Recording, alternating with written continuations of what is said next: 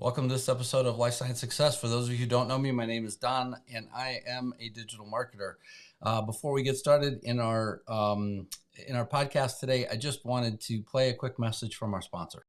This episode of Life Science Success is brought to you by D3 Digital Media Marketing. Dive into the digital world with confidence and creativity on your side. D3 Digital Media Marketing is your all-in-one solution for making a lasting impact online. From the vibrant, engaging world of social media marketing, podcasts, and webinars, to the strategic depths of website development, SEO, and content marketing, we tailor our approach to fit your unique brand story. Let's elevate your presence and drive success together. Your digital journey starts here. Visit d3digitalmedia.com to learn more.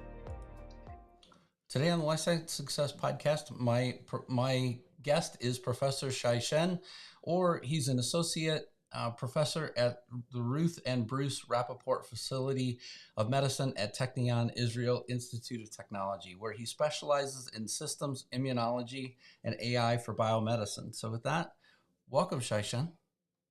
Oh, hi. Thanks, Don. Yeah. Shen-Orr, but yeah.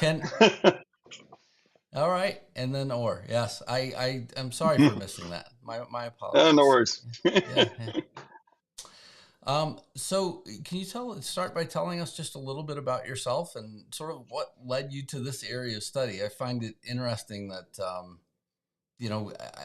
I feel like the spotlight's definitely on like AI and machine learning now, but I mean, it hasn't been that way for probably a very long time, while many people were sort of thinking about, hey, look, this would be a great future to be in. Yeah. Yeah, no, definitely. I guess you're right. It's the time now, and for a long time we were in the desert. I guess for me, it started as I was a Technion undergrad, so where I'm a faculty member now is also an undergrad in, and I was studying computer science and really, interested in AI. Um, Ended up, this is '97, needing a job as an exchange student at UPenn. Ended up finding a job in a field in '97 called bioinformatics. They paid $15 an hour when student wages were $7 an hour. I started working. I fell in love with the idea that you can ask questions in biology and impact healthcare using, I guess, '97 AI. I've been with it since, and now's the time to reap the rewards of a long journey. Yeah, and I mean, I feel like it touches so many things, and I constantly am posting anymore about just the efficiencies. Yesterday, I felt like I was having a bit of a debate at the end of the day. So many people were, just saying in this one particular thread, AI kind of steals our humanity, and I'm like, well, you gain efficiency. So if you let it sort of speak for you, maybe you could say that, but otherwise, I think there's a part of digital marketing anyway where people are just afraid that we all get these sort of generic standard messages that don't really mean a lot individually, and on the marketing side, I feel like there's a very strong debate going on for personalized things versus AI generated items. Yeah, certainly. I mean, to me, AI and technology in general is a place where it's scary, but ultimately, what it does is frees up humans from one type of job and opens up the creative possibilities and the time to push ourselves to the next frontier. So yeah, I'm more on the enthusiast side, but recognizing the importance of of sometimes the fear. Let me put it this way. Yeah. So how's your journey from computational biology to systems immunology shaped your current research and focus? Sure. So I started, I guess, I kind of hinted late 20th century, as they say, studying, doing basic biology. If you think about, if you're doing computational work, what you need is data, right? So if pre-human genome era, data is scarce, and I focused on E. coli, single cell bacteria. That's great. Applications for healthcare, small, right? And you do basic science, it's awesome, but sometimes you ask yourself, what is the taxpayer getting at the end of the day? How is humanity benefiting? And you ask yourself, could I ask fascinating basic science questions, and yet also get closer to making an impact on people's lives. And so I moved from E. coli to C. elegans, which is a 100-cell worm, 1,000-celled worm. And then from that, this was, I guess I finished my PhD 2007. The human genome was sequenced, we finished sequencing in 2003. And suddenly, the implications of, well, maybe we can start, we may have data in humans. We may actually study humans as a model system and garner not just understanding about, life and discoveries and basic biology, but also impact healthcare. And so I made a choice to move into humans. I was also affected on a personal level. My father was diagnosed with cancer, and so you see what we know about the worm, and you see what we know about humans, and it does not compute. And you say, well, okay, let me help out push the frontier on the human side so that we beat the worm. And so I decided to go and study humans, and in 2007 to say to somebody that you would study the human immune system and try to understand it as a system. That was science fiction. Ended up doing this as a postdoc at Stanford, and I guess since then I moved back at the Technion in 2012, and I've been pushing that front of the idea of human immune monitoring, understanding the variation of how the immune system is, kind of around how we change over time, how we differ between how we differ between one of us around the globe, and and the individual level, and how that ultimately impacts healthcare. And so, to me, it's a great balance between basic research about understanding an evolving system like the immune system, and translational impact, where when you study the human immune system, it pretty much matters for every disease. And so, that's kind of what we do in the lab today. Well, very good. And so one of the things I didn't mention in your initial bio was you're the director of the Zimin Institute for AI Solutions in Healthcare as well. So what are the main goals and challenges you're addressing there? So the Zimin Institute was founded by the Zimin Foundation, who's very much a scientifically driven foundation, but I guess akin to my own journey, is not just about making discoveries in basic science, but actually about seeing their impact in the real world. Dmitry Zimin, the founder of the Zimin Foundation, was a radio scientist that ultimately made mobile phones work around the world, and starting from Russia and forward. So the idea that basic science is key, but also ultimately bringing it to the end. And the Zimin Foundation basically has been putting together these Zimin Institutes. We have one at the Technion, focused on bringing AI solutions into healthcare, and ensuring that basic science and innovative discoveries that are made in academia ultimately translate to impactful kind of commercial applications that affect humans' lives, right? I mean, academia is an amazing place, but the end product of academics is both, our students who have been educated and papers, and neither one of those directly in healthcare changes the healthcare of humans. The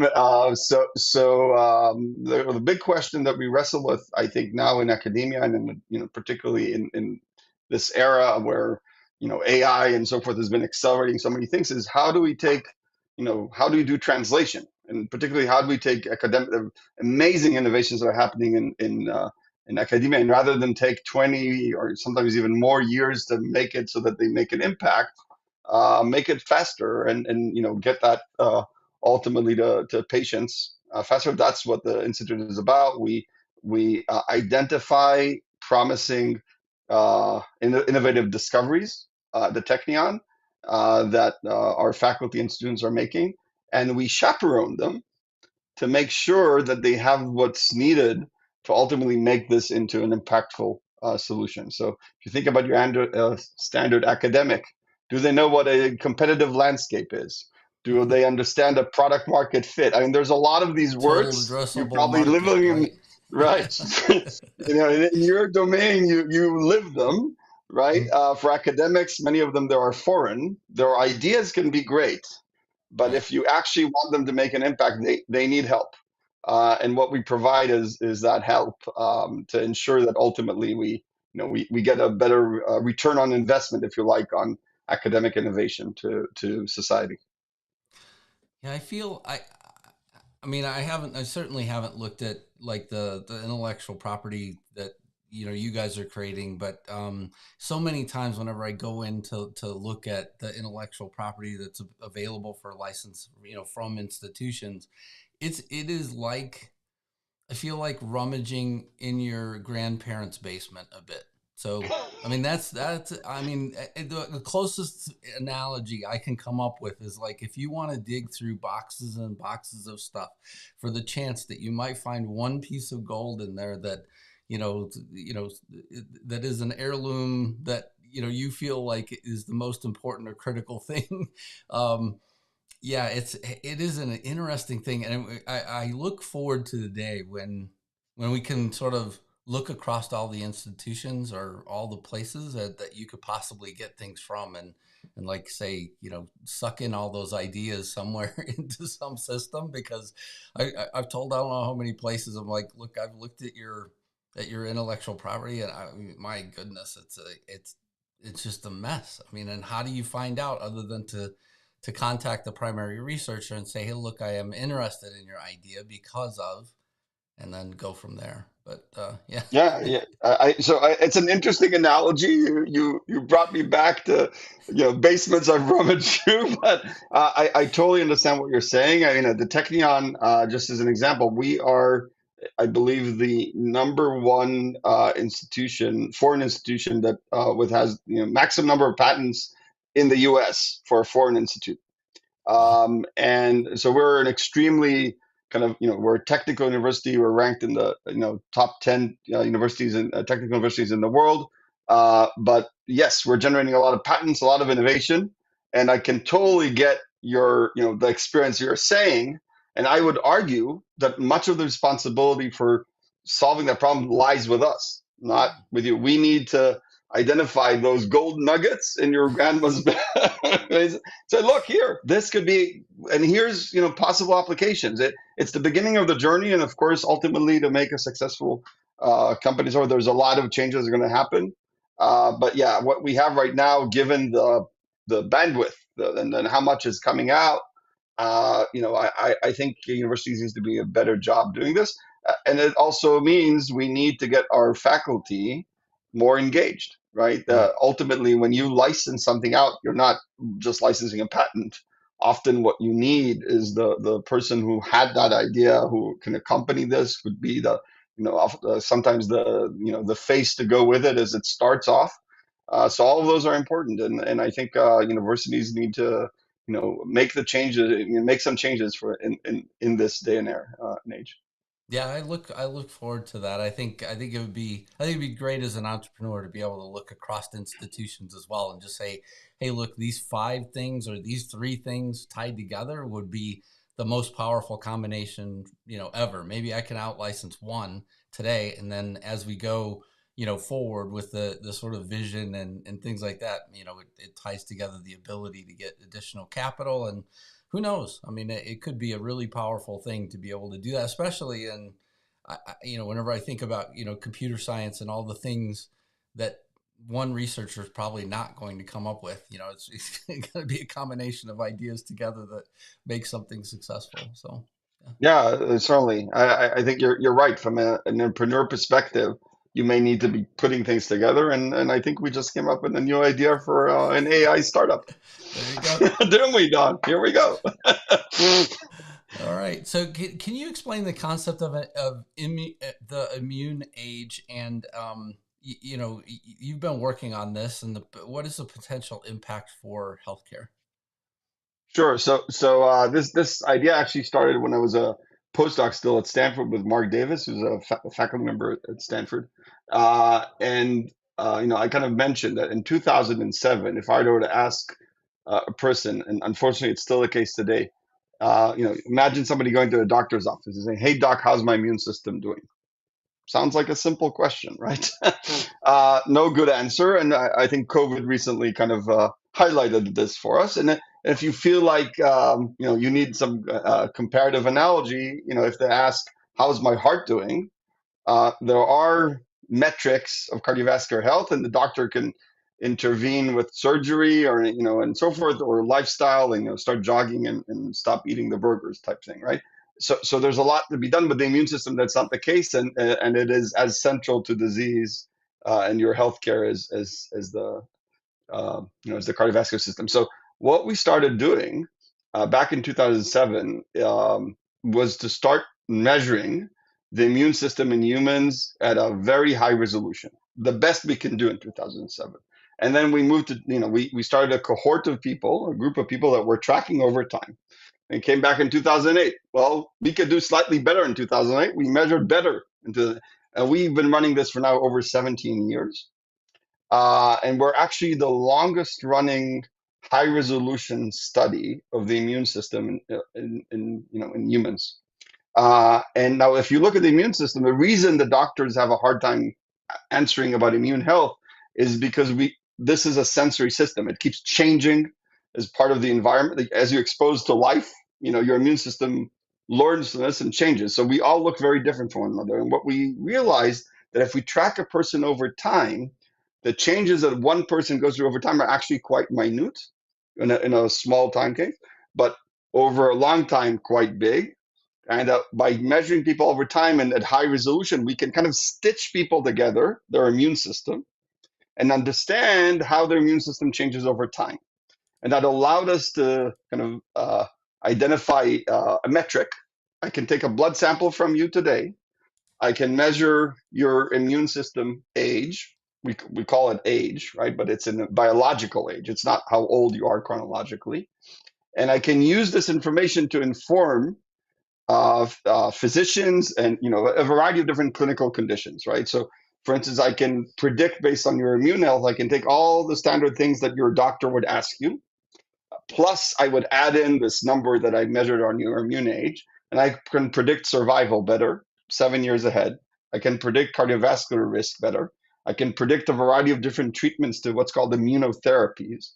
So it's very useful to actually understand your immune system age to add information to the clinical side. And this is a large part of what my lab does.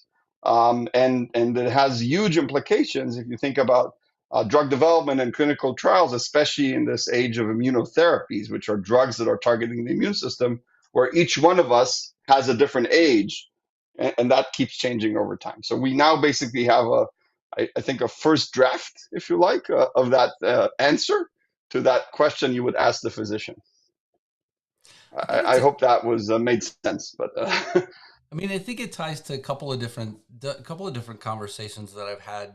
One is, why does somebody that seems perfectly healthy on the outside all of a sudden, get cancer or die from COVID? They look perfectly healthy, and yet there's something inside of them, that was triggered somewhere that sort of causes this issue. And I've heard other people sort of say that, there's compounding factors through our life, which is very tied to what you're talking about here as well. And sounds like a very important thing to have.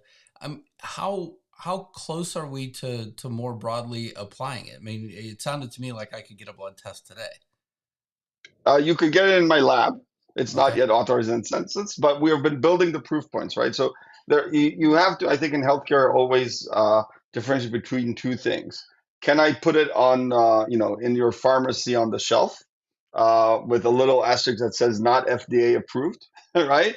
And that we can probably do quickly. And can I actually convince physicians, insurance companies, and so forth?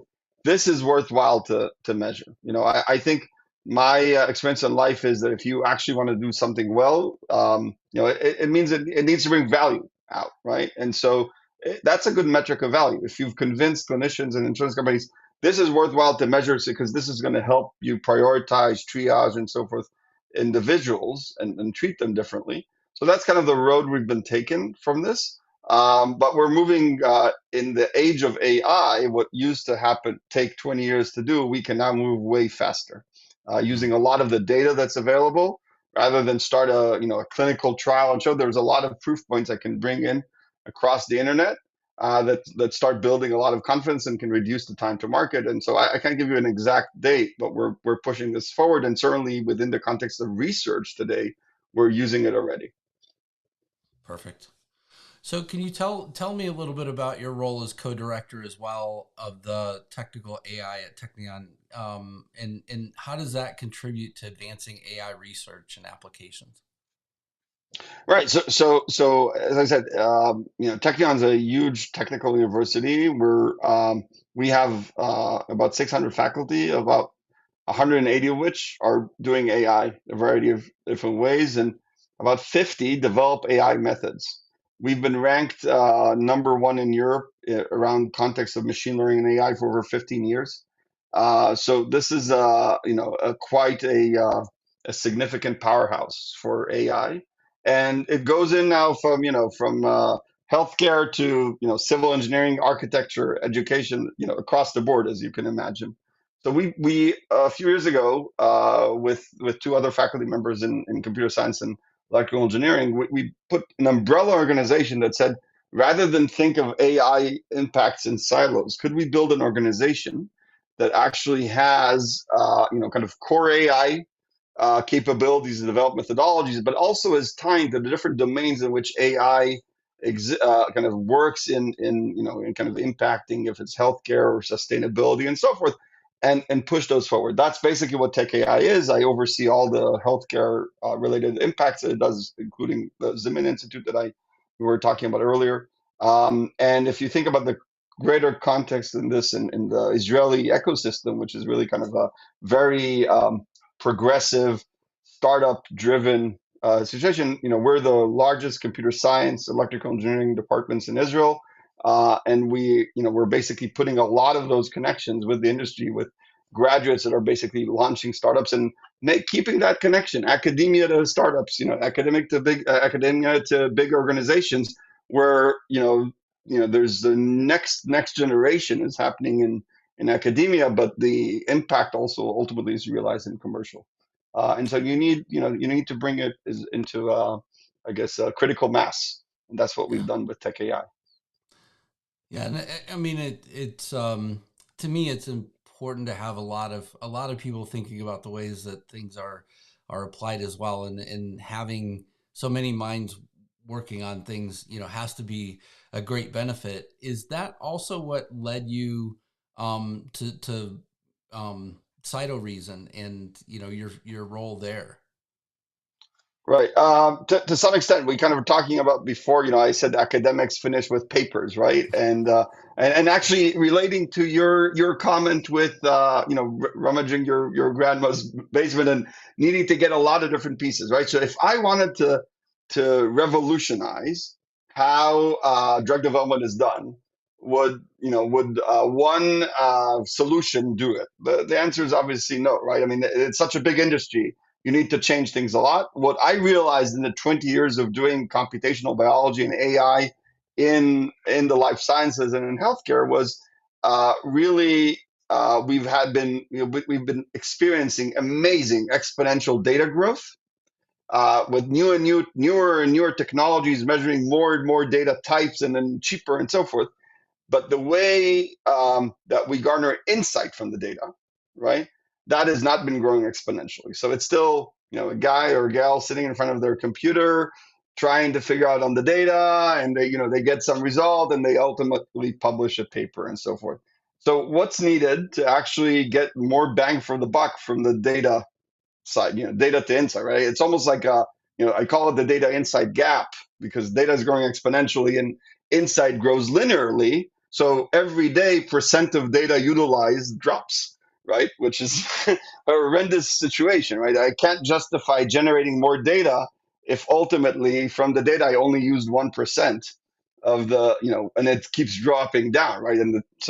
So what we wanted to innovate on, what I felt was needed, was to actually put an analytics engine at a production level that would take data science in biology and healthcare from a art, I think, to an engineering practice. So it can suddenly, you have something to compete with the amount of data that gets generated, so that you can actually industrialize the process more and make just get more bang for the buck from that information. That was what CytoReason is an integrated framework to do so. And in many ways, we rummage your grandmother's basement and every other grandma's basement to bring in the best solutions together, tie them into one integrated framework, and make sure that when drug developers make decisions, and particularly we've been focused around phase 2 clinical trials or the efficacy of drugs, which is something that you think about in phase 2, even when you're at early stages of drug development and target discovery, or in late stages where you think about your next generation drugs, that you bring in the most impact there, that you bring in the analytical engine, and we're bringing in the best from the academia and industry to get together to give that engine. That's what CytoReason is about. It's a pharma AI company that's basically been around for 8 years now. We're 130 people. We're based predominantly in Tel Aviv. We just finished in I guess 6 months ago. We finished our Series B, $80 million with NVIDIA, Thermo Fisher, Pfizer as being investors, and others. So just giving you a sense of the impact this is making in the industry. Customers are big pharma. 6 out of the top 10 big pharma companies are. Seeing what's going on the technology side, right? I saw the NVIDIA presentation not too long ago where they show the really tiny, standalone AI, capable computer. And I guess the one that's super small now, I think they called the Digit or something like that. I forget what the what the primary name was, but I mean there have to be a lot of promising applications that you're looking at. What are some of the promising AI applications in immunology that you're currently exploring? So it's a wonderful and huge question, right? So let me maybe tackle 2. I think one on the macro scale and one on the micro scale. So on the micro one, a huge piece now in immunology, and a lot of what you see now being published in Nature and Science and so forth is the whole area of foundational models and the use for understanding kind of the single cell space. Okay, the cell state. So projects like the Human Cell Atlas that have been trying to catalog all possible cells in the body, and understanding their state. The smallest kind of resolution of a single cell now are starting. They're generating amazing amount of data compared to what we had before. But from the perspective of a large language model that's being used on text, that is a small amount of data to be able, compared, like, the complexity of understanding the language of biology is huge. And while we have generated millions of cells now, which is science fiction, if you compare to, it is a minute amount of data compared to the complexity of the language, right? So a huge, and particularly around the immune system, which is a cell-based, kind of diffuse system in your body that's all about, interacting with the environment, figuring out what are all the possible immune cell types and their states is a big place where AI is playing a role with around those models, where we're trying to aggregate all the data that exists, the amazing amount of data that exists, and yet overcome the fact that it's a minor amount of data compared to the complexity, and still figure out what the cell states are. It has a lot to do with developing new AI methodologies, and where we've been playing a role with this is how do you bring in prior data, prior knowledge that immunologists know, and so forth, so that it integrates, because there's just not enough data to the machine to solve this alone, right? Mm-hmm. So that's one kind of micro scale application where AI plays a role in immunology. The other side of this is I've had the good fortune with my good friend John Sang, who's at Yale. John is also a systems immunology, and we basically about 2.5 years ago put forth a vision that's being heralded by a nonprofit called the Human Immunome Project, which the idea of which is, well, if we want to really get an answer to that doc question, hey docs, how my immune system doing? We actually need to put a project together that will measure the immune system across the globe, and across geographies, across lifespan, from childhood to adulthood to gender, and basically start getting that understanding of what is the baseline immune variation that we all have, and what is the how does the immune system actually function, as opposed to, if I give you a vaccine in a given baseline state, what would that mean and how you respond? right? And Right. so the Human Immunome Project today is a nonprofit that's basically targeting to generate the world's largest immunological data set, and basically start to answer those questions. Just to give you a sense, the malaria vaccine, 90% response rates in the US, 20% response rate in Tanzania. Right? Yep. That's not very good. Right. Yeah. So those are another AI application, as you can imagine. Yeah, and it sounds to me. I mean, there's the opportunity at a multi-level, um, at a multi-level phase is that how do you use it for immune diversity? How do you use it for environment diversity? How do you use it for I don't know, whatever we're eating? And sort of it would this seems to me like the perfect sort of recipe as well, to be able to sort of be able to say, hey, look, I'm going to switch these things now. What does it do to the end state, I guess, of a vaccine, or what does it do to the end Mm-hmm. state of a cancer drug, or whatever? It would be those would be very cool times for sure. Yeah, no, I mean, we believe, just like the Human Genome Project, I think proved to us, people were arguing back in the early 90s, should we sequence the human genome or not? Maybe we should use the money, for other things. Ultimately, the Genome Project launched 1,000 ships, and the increased, revenues and so forth to the world have been amazing. Nobody could have imagined. We believe the next step here is the immune system from a healthcare perspective, and we think we've reached a singularity moment where, on one hand, what I said in 2007, it would be a science fiction to measure the human immune system. We now can do this. It's expensive, but we can do this. AI revolution is here. We know how to take this data and actually make it valuable. We just need to reduce the cost. And importantly, what COVID brought is a public awareness of the importance of understanding, human immune system variation. Used to be nobody knew what a PCR is, right? So no longer the issue. Right. Absolutely. Can you share an example of a recent breakthrough at the Systems Immunology and Precision Medicine Laboratory that you're particularly excited about? Oh, so my own lab. Well, I guess we've so as I said, we've been working on immune age. There's a lot of exciting stuff there, but I'll also mention another direction that I think is really cutting edge on the AI side, which is we've been studying, a lot of life sciences. This is after all the life science success podcast, right? So a lot of life sciences is done in animal models, right? For a variety of different reasons, scientists ultimately need to often resort to animal models. I suspect many of those scientists actually do want to impact human health, and the transition between our results in an animal model to humans has been a very slow process in which very little AI has gone into that, right? So we do humanized mice. So we spend a huge amount of time in experiments and developing mice that emulate humans, right? Where we have been kind of advancing and having quite a kind of great kind of success, I'd say, in exciting times, is we've been using machine learning models with prior integration, as I was mentioning, like bringing in other data in because of the complexity of the problem, to transition from a mouse result to what we'd expect to see in a human, right? So that instead of this blind biological experimentation and then, find out 15 years later that the human trial failed, while we've cured all the mice, the mice are very happy.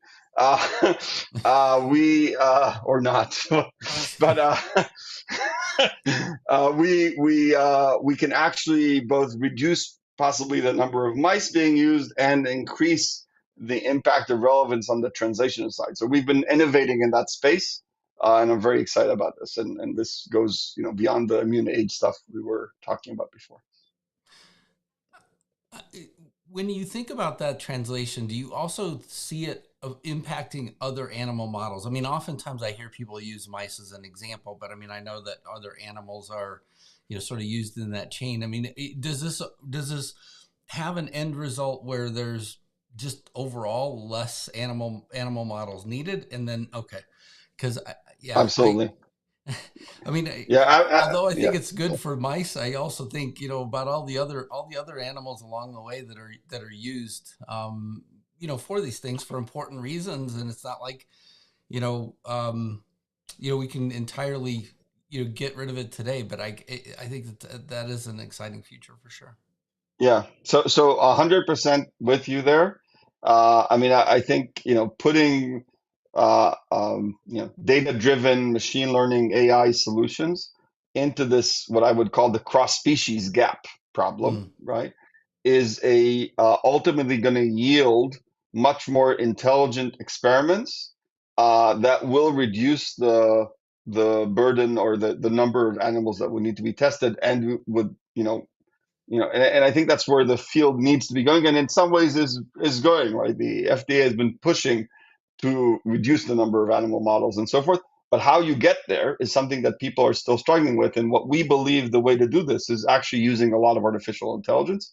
We're starting with mice because that is cause kind of where most of the data is and most of the common animal.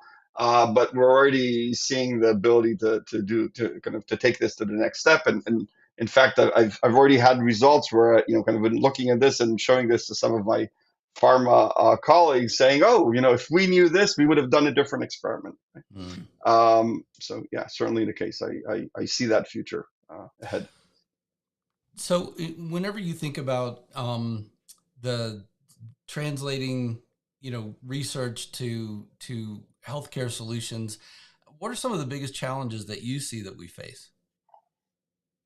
I think there's two, right? I mean, the one is, as kind of was pointing out before, is finding that thing in the basement, actually making sure it even exists in the basement. As I said, most academics just don't know how to, they've been trained to write papers. They were selected for their position because of their discovery. So if I'm looking at the transition, the first problem is that they're basically clueless and they need help. And then the other side of which is you can think about this as every individual invention, but I think you actually hinted very nicely when you described it from your end. Ultimately, to build a strong company with a moat, you often need multiple components put together.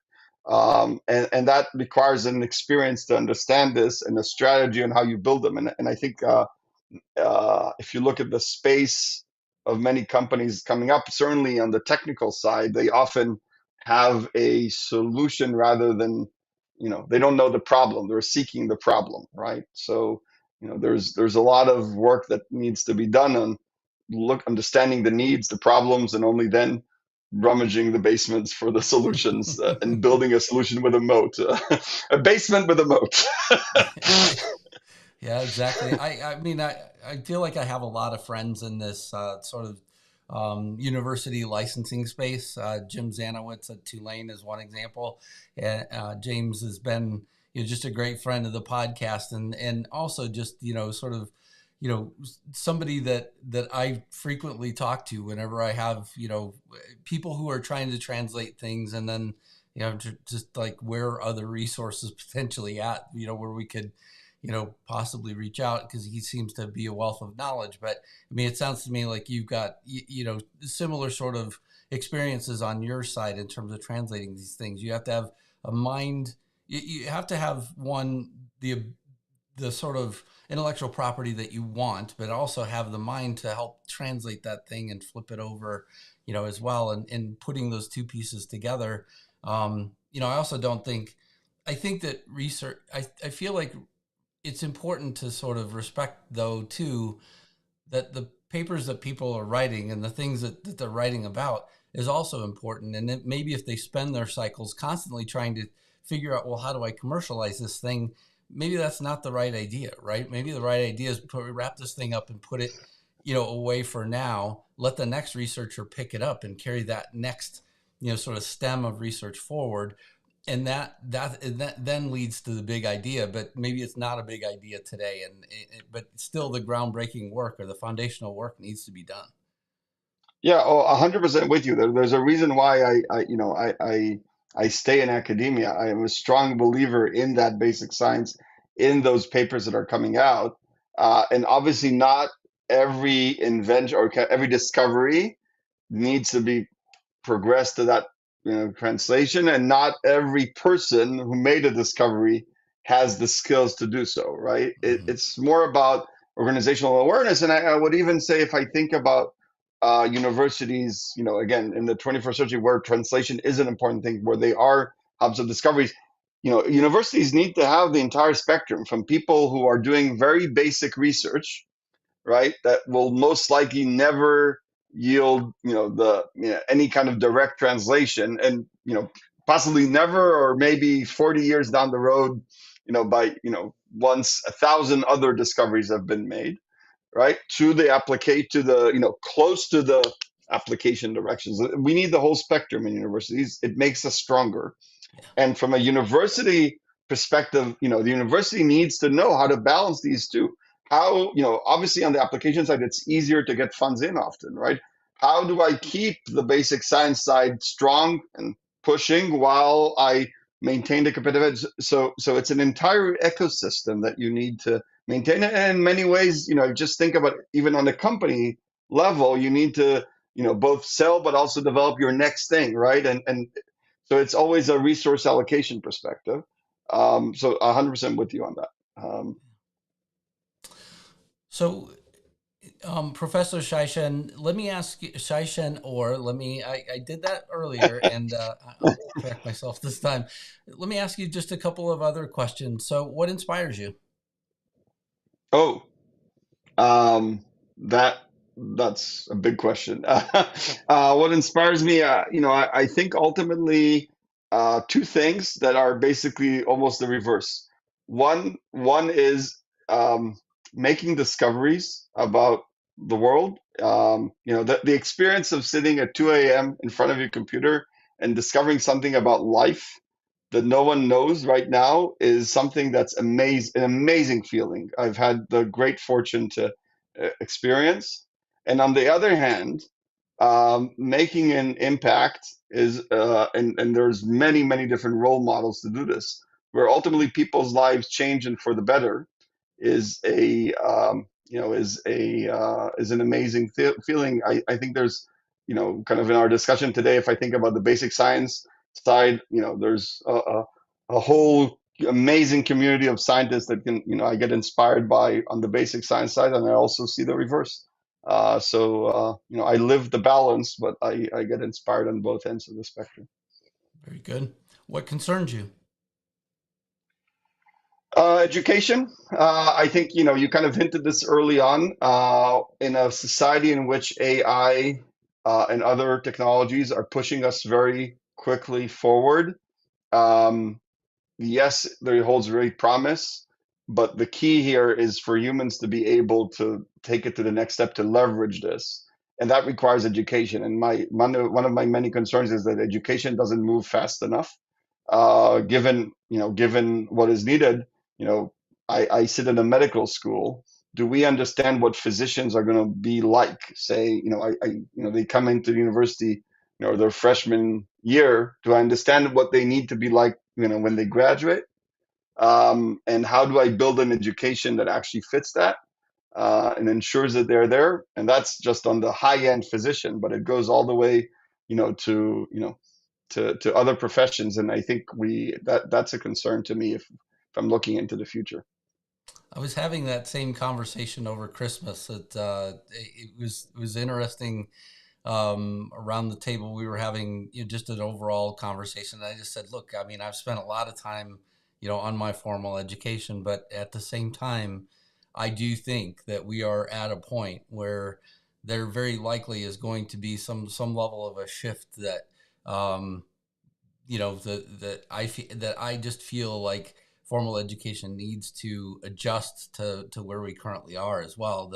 The way that I went through school, and yes, it's important that you fundamentally understand the basics of how some things work, but then um, the worry that I have is something that you said, you just in your last answer, which is the moment that you have sort of that breakthrough moment and your brain sort of goes, wait a minute, I've never seen this before. And all of a sudden I get it at a level that I don't think anybody else understands either. And, hey, this is something that actually is going to be a great thing to share with people.